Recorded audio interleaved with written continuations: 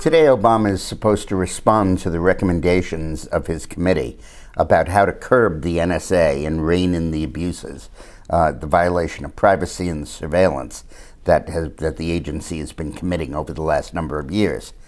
A report is just out by the New America Foundation, an organization funded by Bill Gates and by the State Department, which investigated 225 instances of terror investigations and terror threats in the domestic United States, pretty much all of them. And it found that in the majority of cases, the investigation began with traditional techniques, such as the use of informants, tips from local communities, and targeted human intelligence operations. Our investigation found that the bulk collection of American phone metadata had no discernible impact on preventing acts of terrorism, and only the most marginal of impacts on preventing terrorism-related activities, such as fundraising for terrorist organizations. In fact, Keith Alexander and James Clapper, the Director of National Intelligence and the head of the NSA, had previously said that the metadata collection was an essential tool in fighting terrorism. But on October 2nd, a testimony before a congressional committee, they backed off that, and they said that there were only one or two plots that had been in any way affected by the metadata collection. Instead, they said the reason to keep this program around is that it gives, quote, peace of mind that there aren't terror plots in the works.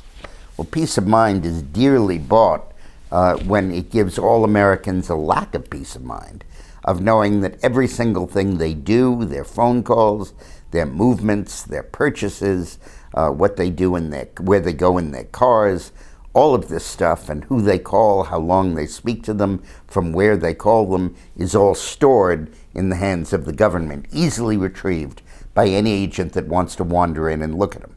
In fact, under the current rules, while they're only supposed to get data on calls between an American and a foreigner or two foreigners, if inadvertently they're listening in on two Americans talking and they hear a criminal activity, even robbing a liquor store, they can turn that information over to the U.S. Attorney's Office or the local prosecutor for action, provided that the local office conceal where the info is coming from and not admit that it was because of an illegal NSA wiretap intercept.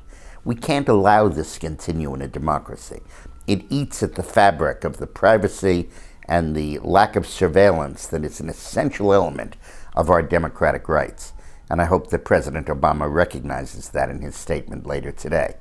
But I'm pretty sure he won't.